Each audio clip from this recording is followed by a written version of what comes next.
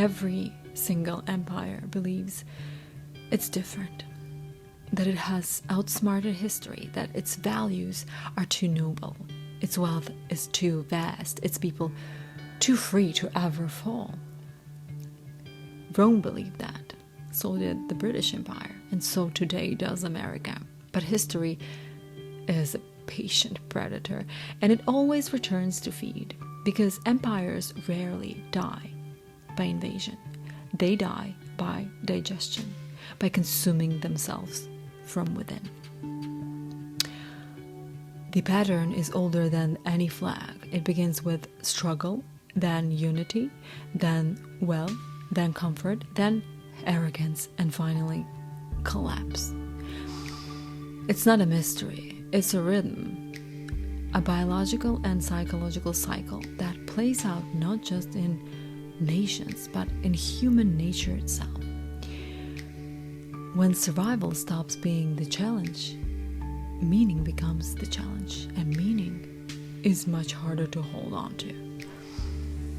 That's when decay actually begins. Historians have seen this pattern again and again. Ibn Khaldun called it asabiyah, the spirit of social coercion that rises in hardship and dissolves in prosperity. Edward Gibbon blamed Rome's fall on the natural and inevitable effect of a moderate greatness. And modern data scientists like Peter Turchin has quantified it. When societies become too unequal, too crowded with elites, and too detached from shared purpose, the spiral begins, and it never reverses. Every empire thinks it's writing the future, but in truth, it's only rewriting the same exact script. The story of collapse isn't about armies, it's about psychology. And to understand how empires eat themselves, we have to look not at what they build, but at what they forget to. If you want to see the anatomy of decay, walk through Rome. Every broken column is a fossil of human confidence. Every marble arch was once the proof that civilization had reached its perfection, up until it wasn't. Rome didn't collapse because of barbarians. It collapsed because Romans stopped believing in Rome. At the height of its power, the empire stretched from Britain to Mesopotamia. Its citizens lived under the illusion of eternal order. Paved roads, running water, public bath, bread for the poor, games for the bored. They believed the system would hold because it always had. But underneath the spectacle, something subtle began to shift, not in politics, but in the psyche. Let's dive into the psychological unraveling. The historian Livy wrote that Rome was once a society of farmers and soldiers, people who understood limits. They feared the gods, honored their ancestors, and saw duty as sacred. But success changed the human equation. Wealth replaced virtue, comfort replaced purpose. Citizens became spectators. The Republic's citizens, whose once fought for self-governance, turned into clients of the power, trading freedom for entertainment and comfort. Psychologists call this hedonic adaptation. When people grow used to abundance, their threshold for satisfaction rises. Pleasure stops fulfilling, so they seek stimulation instead of meaning. In late Rome, that stimulation came from the arena, the blood sport that turned life itself into performance. In modern terms, it was the original algorithm, a system designed to keep people distracted and emotionally invested while their world quietly decayed around them.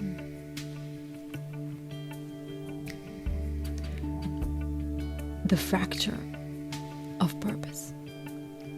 While the masses were entertained, the elites began to multiply. Peter Turchin calls this elite overproduction. Too many people chasing too little real power. Rome's Senate swelled with privilege but shrank in vision. Wealth accumulated in fewer hands, yet everyone wanted to join the upper class.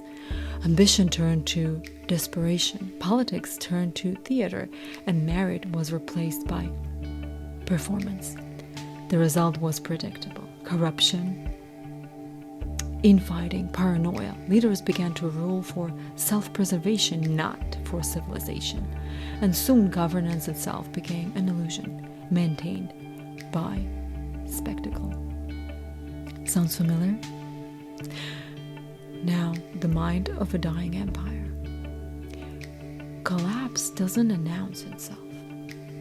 It seeps in through fatigue, moral, emotional, spiritual fatigue. When too many people stop believing they can change the system, they start performing within it instead. Skepticism becomes cynicism, cynicism becomes surrender, and surrender becomes culture. That's how civilizations die, not in a bang, but in a slow, collective shrug. Rome's real tragedy wasn't that it fell. It's that it lost the will to remember why it rose. The echoes across time. Today, we romanticize Rome as history's museum piece, but it's more like a mirror showing us what happens when success outpaces meaning.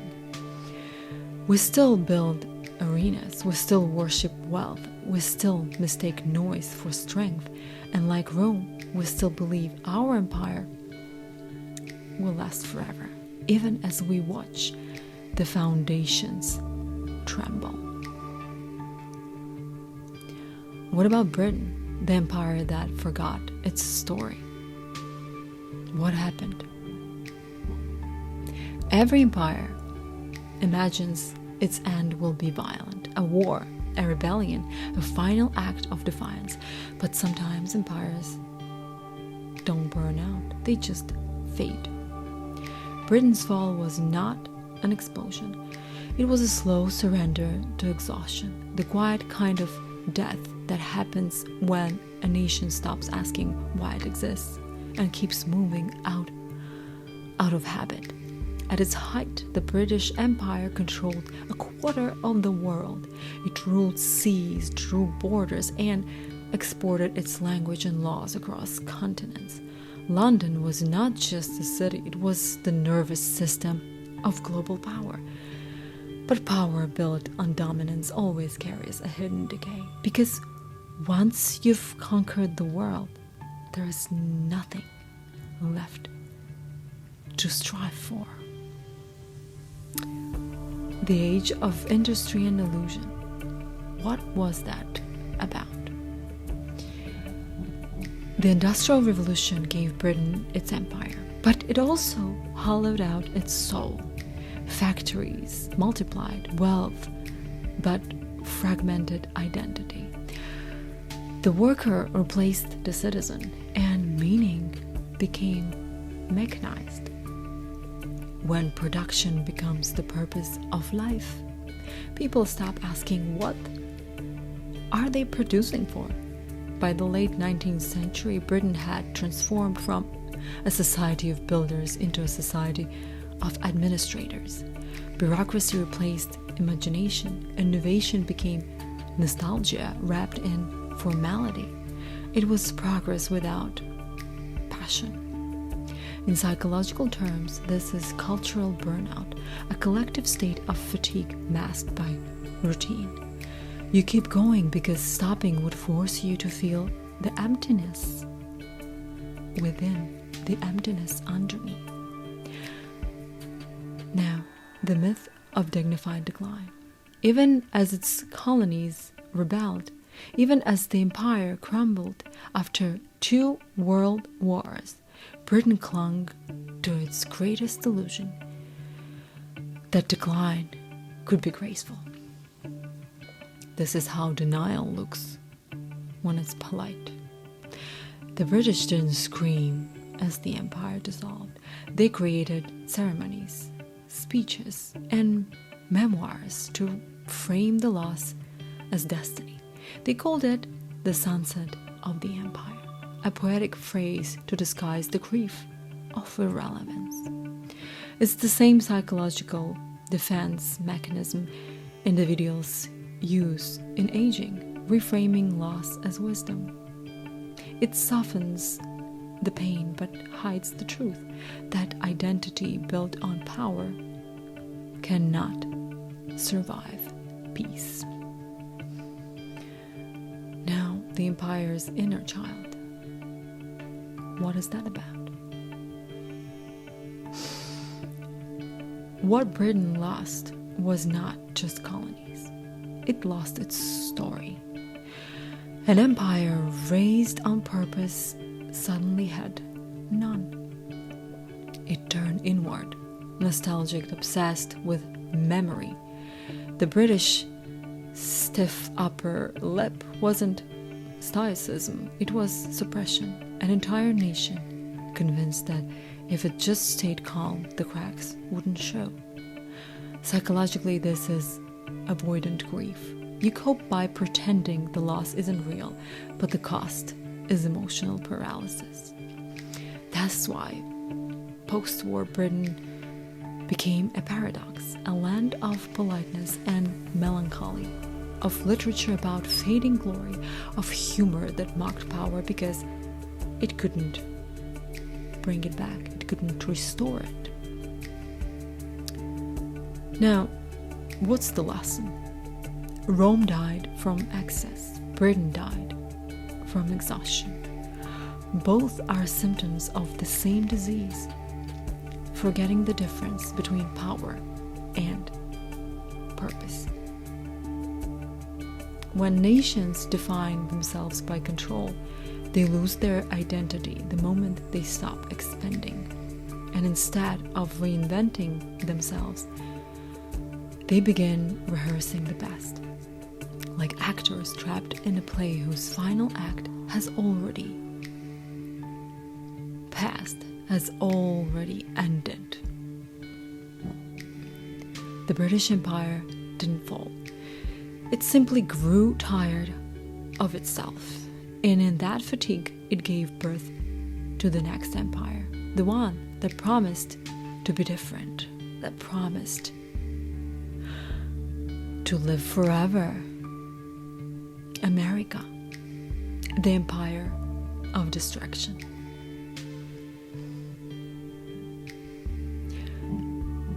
Every empire has its addiction. Rome's was spectacle, Britain's was control, America's is noise. The American empire doesn't rule the world through conquest, it rules through attention, through screens, through algorithms, through a constant storm of content designed to make you feel informed while keeping you too exhausted to act. This is not collapse by invasion, this is collapse by simulation.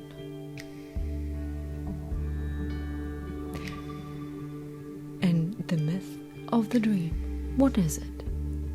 Once upon a time, the American dream was simple. Work hard, do right, and your children will live better than you did. But somewhere between Silicon Valley and Wall Street, that dream, it mutated. It became a brand, a story sold back to the people who built it. Now the dream isn't something you achieve, it's something you subscribe to. A constant chase powered by debt, dopamine, and curated envy. Psychologically, this is called learned striving, the perpetual pursuit of success even when the definition keeps moving. It's what keeps an exhausted population grinding for rewards that never quite arrive. When an empire convinces its citizens that meaning equals productivity, they stop noticing when the product becomes themselves. In the age of outrage. In Rome, the arena was the destruction. In America, it's the feed. Our public square has turned into an outrage machine at 24/7 theater where anger is the currency and algorithms are the emperors. Neuroscientists know this. Outrage releases dopamine. It makes you feel powerful, righteous, alive, but it also traps you in cycles of dependence like any other drug. Politicians learn to weaponize it. Media learn to monetize it. And ordinary people learn to crave it because it's easier to feel furious than to feel powerless. The empire of the self. America's real export isn't democracy. It's self-obsession. The culture teaches you to build a brand before you build a self. It turns identity into marketing. Even rebellion is packaged, monetized, and sold back to you as style. When every person becomes a product, community disappears. What's left is a society of lonely entrepreneurs, each performing authenticity for invisible algorithms. Psychologists call this ego inflation under resource scarcity, when people compete for significance instead of survival. It's how loneliness becomes the new poverty. And we come to the collapse of meaning. Now, what is this about? Every empire that falls loses control of its own story. America is now trapped in a war of narratives. The left and the right no longer debate policy, they debate reality itself. Each side sees the other not as mistaken, but as evil. This is moral polarization, a cognitive bias where shared truth becomes impossible. And without shared truth, you can't have shared purpose. Without shared purpose, you can't have a civilization. So the empire turns inward, not fighting enemies at the gate, but shadows of its own creation.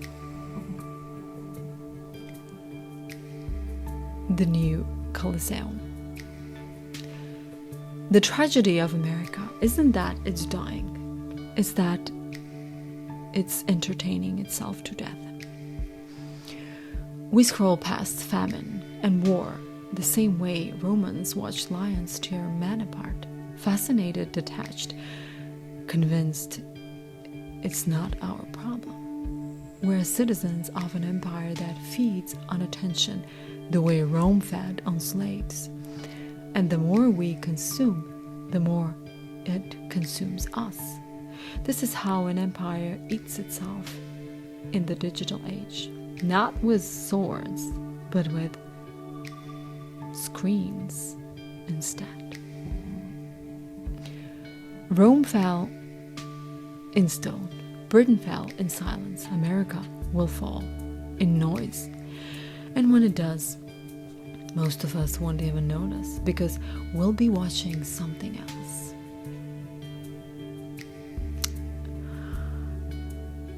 The Neuroscience of Decline. What is it? Let's talk. Civilizations are built on neurons. Every revolution, every golden age, every collapse begins in the human brain. We like to think history moves through politics, economics, or ideology, but beneath it all, the true engine of empire is biology. Our ancient nervous system trying to survive in a modern world it was never designed for. So, the ancient brain in the modern empire. The human brain evolved for scarcity, not abundance.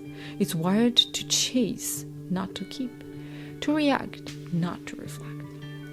When resources were rare, those instincts kept us alive. But in a world of excess, of endless options, endless stimulation, endless information, the same instincts become destructive for us. We crave novelty, the way our ancestors craved food. We seek certainty the way they sought shelter, and in a world of constant flux, those drives collide until society itself becomes addicted to its own anxiety. Psychologists call this the dopamine loop, a reward system built to encourage exploration, now hijacked by everything from social media to political outrage. Empires that once expanded through geography now expand through attention. Our currency is no longer gold, it's focus. And our enemies are no longer armies, they're distractions. They're algorithms.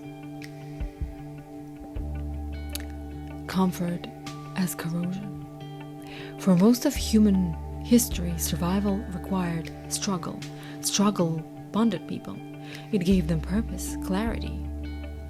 But when a civilization masters comfort, it accidentally destroys the mechanism that kept it alive. Without threat, the stress response that once united us turns inward. We invent new dangers to justify the anxiety we're wired to feel. Conspiracy, outrage, moral panic, all of them are the same thing. Our nervous system searching for a fight in a world that no longer demands one. In neuroscience, this is called misfiring of the amygdala, the brain's fear center, sounding alarms where none exist. Empires collapse when they stop facing external enemies and start manufacturing internal ones. Now, what's the chemistry of power? Power itself has a biology. Neuroscientists have found that people in positions of authority experience immeasurable surge in dopamine and testosterone. At first it fuels confidence and their vision. Over time it erodes empathy and risk awareness. It's the same chemical trap that turns leaders into autocrats. What began as strategy becomes addiction. They start chasing the high of control, not for survival, but for stimulation. The empire mirrors its rulers. A society addicted to power begins to imitate their neurochemistry. A collective high followed by a collective crash. Now it brings us to the slow death of purpose. There is another molecule at play, serotonin, the chemical of contentment.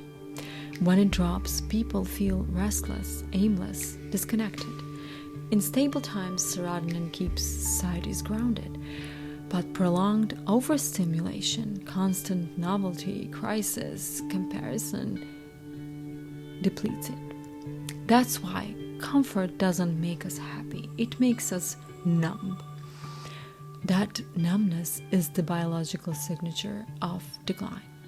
When citizens can't feel purpose, they chase intensity. When leaders can't feel meaning, they chase power. And when both reach their threshold, the empire turns inward, devouring its own calm to feed its own chaos.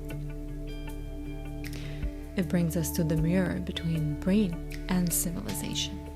Every civilization is an enlarged nervous system. The roads are its axons. The markets are its synapses. The media is its prefrontal cortex, the place where impulses are supposed to meet reason. When that system becomes overstimulated, it behaves exactly like an individual in crisis: impulsive, reactive, paranoid, and self-destructive. Collapse, then, isn't failure. It's the evolutionary reset of a system that can no longer regulate itself, a burnout on the civilization scale. How can we reclaim our nervous system? If decay begins in the brain, renewal must begin there as well. That's the paradox of our time. The more we automate, medicate, and accelerate, the more ancient our salvation becomes. Silence, stillness, and reflection. The empire heals when its people learn to calm the system that built it, because civilizations are only as stable as the minds that sustain them. Now, the elite overproduction crisis. What is that? Where does it bring us? Every empire begins with builders. It ends with managers. And in between, something dangerous happens. The people who once created value start competing to extract it. That's the moment an empire crosses into decline, not when the poor rebel, but when the powerful multiply into too many at the top. In every civilization, power starts as necessity. The early elite earn their place through vision, courage, or conquest, but success breeds imitation, and soon everyone wants to sit on the throne, even if the throne must be divided into thousands of smaller chairs. Peter Turchin calls this elite overproduction, a moment when there are more ambitious, educated, status-hungry people than there are positions of real authority. What's the result? The system begins to eat itself from the top down. It happened in the late Rome, when senatorial families fought each other for imperial favor. It happened in 18th century France, when minor nobles drowned in debt trying to maintain appearances. And it's happening now. In boardrooms, in universities, in politics and media, a swelling class of elites competing for attention instead of solutions. The performance of competence. In a reality, in a healthy society, power is legitimized by performance. But in a decadent one, performance replaces competence. When the system rewards visibility over substance, people learn to look effective instead of being effective. Bureaucracy multiplies, influencers rise. Institutions turn into stages, and policy becomes theater. Psychologically, this is narcissistic adaptation, when self-presentation becomes survival skill. You succeed not by creating value, but by performing importance. The empire's elite stop asking, what can I contribute? And start asking, how can I be seen? That's the moment leadership becomes nothing else but show business. The collapse of legitimacy. What is that? As the elite class grows, the middle loses faith. The more inaccessible power becomes, the more fragile its illusion of authority. When ordinary citizens no longer believe the system represents them, they disengage. And when the governed withdraw, the governors grow paranoid. The paranoia is visible everywhere, in surveillance laws, in censorship, in performative patriotism, in the obsession with controlling narratives instead of confronting problems. It's the psychology of an insecure ruler. When you can't lead through trust, you lead through spectacle.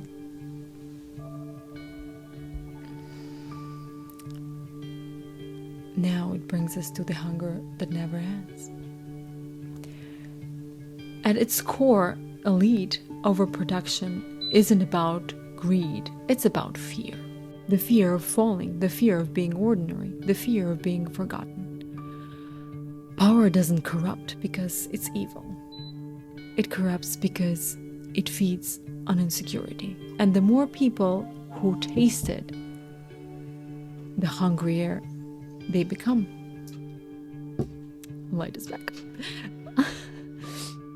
Like any addiction, it escalates first status, then wealth, then control, until there is nothing left to hoard except for perception itself.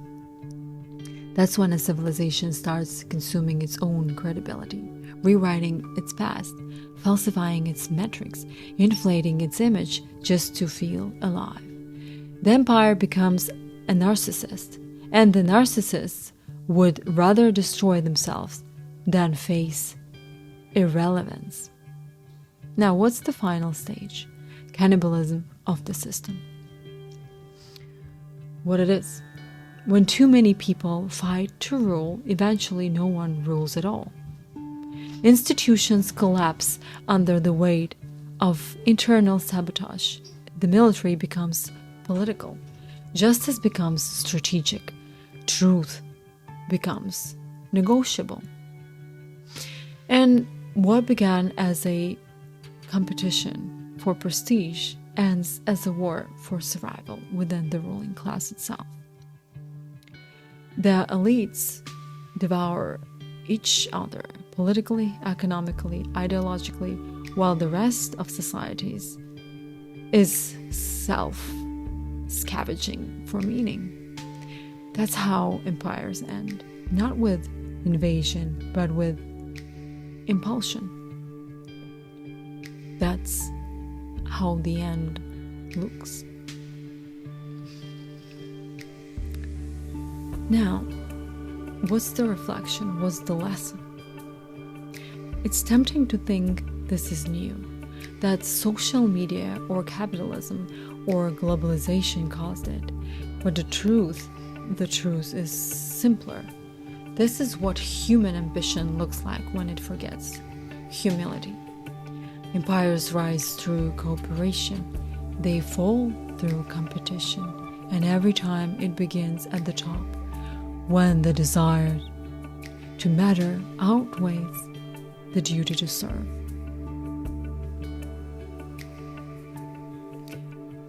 When those in power become too many and those with purpose become too few, the system doesn't get overthrown. It starves.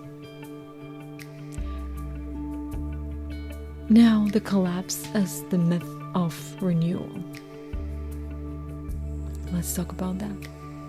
Collapse is not the end of civilization. It's the end of illusion. Every empire believes it can escape history, that progress can be permanent, that power can be tamed, but entropy is not an enemy, it's law. And in that law, there is mercy. Let's address the myth of eternal growth.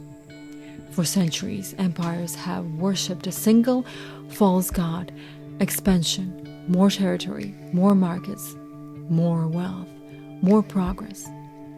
But nothing in nature grows forever except a tumor. Trees stop growing to survive. Ecosystems thrive through balance.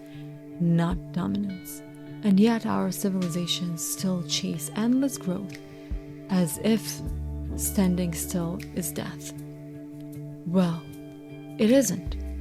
It's how the world breathes. It's how the world rests. Collapse, then, isn't punishment.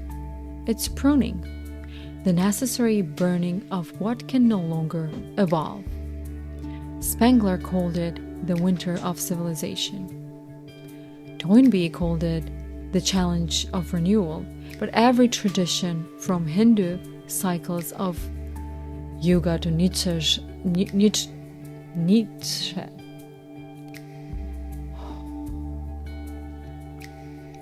But every tradition from Hindu cycles of Yuga to Nietzsche.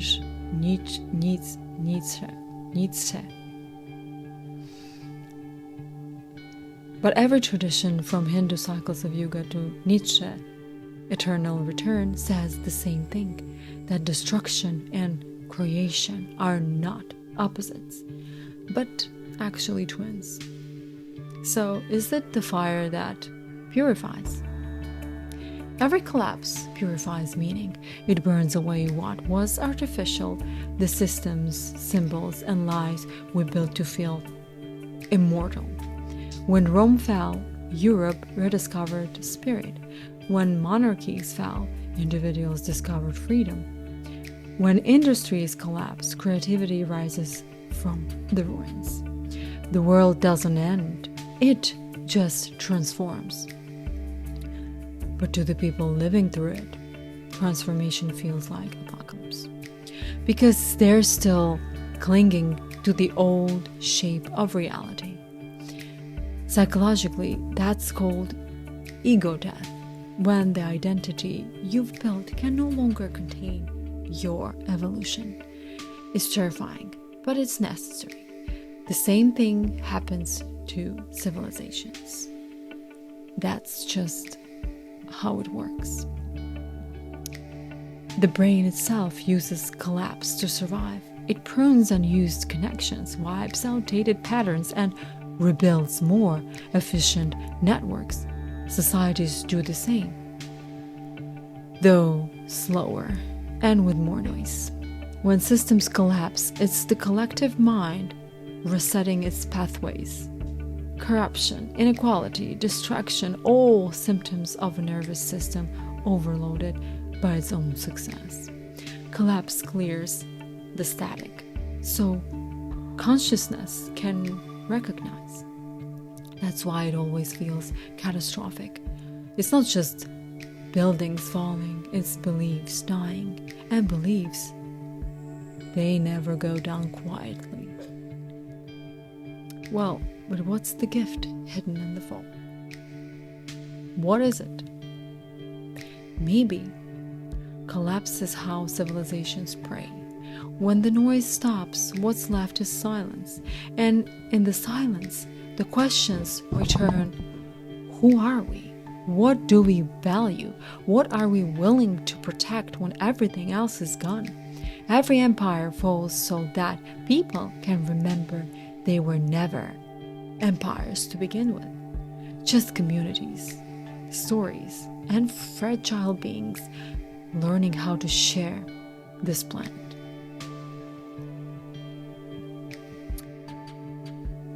The dawn. After the fire, what is it? After every winter comes a spring. After every silence, a song. Collapse is only final for those who mistake their power for their purpose. But for those who see through it, it's a beginning. Because the end of an empire is never the end of the world. It's the world remembering how to begin again. Every empire eats itself, but from what it leaves behind, something wiser always grows. So, how to survive the fall? Civilizations collapse on the outside long before they collapse on the inside, but renewal begins the same way. Inside, a single mind that decides not to go mad with the world. You can't stop an empire from falling, but you can stop yourself from falling with it. And that begins with learning how to see clearly in the dark. Most people survive chaos by denying it. They call it exaggeration, partisanship, just another bad year. But denial is not hope, it's paralysis. The moment you accept that the system is breaking, you stop expecting it to protect you. And that's the beginning of true freedom. In psychology, this is the acceptance phase of trauma recovery, when you stop bargaining with reality and start adapting to it. It doesn't mean surrender, it means sobriety, because collapse isn't about losing control. It's about realizing you never had it to begin with. Reclaim your nervous system. The world's chaos isn't just political, it's neurological. You can't think clearly in a body stuck in fight or flight. So start with the small rituals that tell you and your nervous system you're safe. Breathe slowly. Touch something alive. Walk without your phone. Practice stillness like it's a skill. The calmer you are, the less programmable you become, because propaganda feeds on panic. When you learn to regulate your body, you become immune to manipulation. Empires feed on fear, but your awareness can starve them. Now, rebuild the human web. Every collapsing system isolates people. That's how it keeps them weak. But community is rebellion. Find your tribe. Not of ideology, but of integrity. People who think, feel, and question deeply. Talk to your neighbors. Grow something together. Food, art, truth. Empires die when their citizens stop believing in connection. But civilizations are reborn the moment two people chose empathy over cynicism. The opposite of collapse isn't control. It's care. That's what it is. Protect your inner world. You live in a war for your attention. Your mind is the last free territory. Guard it. Limit the noise. Read slowly. Make beauty, not content. Remember that stillness is not apathy, it's resistance. When you chose silence over outrage, you reclaimed sovereignty from the empire of destruction. Your peace is political. Create more than you consume. Now that's the tricky one. Decay feeds on passivity, but creation, even small creation, is defiance. Write, build, paint, raise children with imagination, cook with care, repair what breaks. These things sound small, but they're how civilizations restart, one quiet act of creation at a time.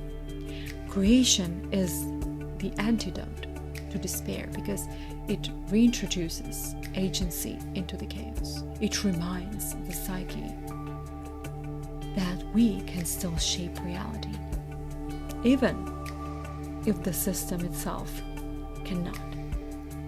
Redefine hope. Hope isn't the belief that everything will get better. Hope is the belief that you will keep showing up, even when it doesn't. Empires rise and fall, but the human spirit outlives every flag. History doesn't end with collapse, it resets. And what fills that silence next is decided by the ones who stay awake through it. So stay awake, stay kind, stay clear, because the world doesn't need more believers. It needs witnesses. People willing to see reality as it is and still choose to build something beautiful within it.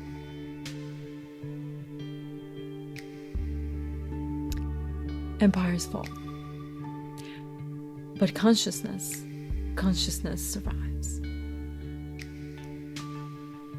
The quiet after the empire, what it is, what it gives us. Every empire believes it's different. Every generation swears it's immune to history's gravity. But what if collapse isn't tragedy? What if it's how the universe teaches us balance? As simple as that. Civilizations rise the way waves do.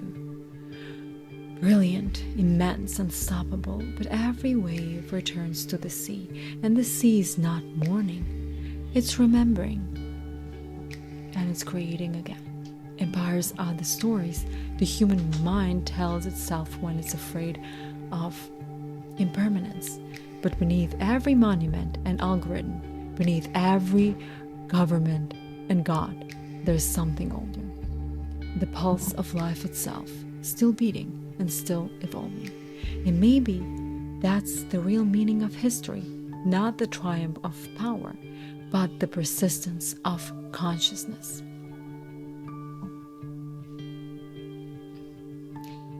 So, when the towers fall, when the headlines fade, when the noise dissolves into silence, remember, you were never living inside an empire. The empire was living inside of you. And every time you chose awareness over fear, creation over cynicism, truth over comfort, you rebuilt a little piece of civilization from the inside out. History ends. Humanity begins again, anew.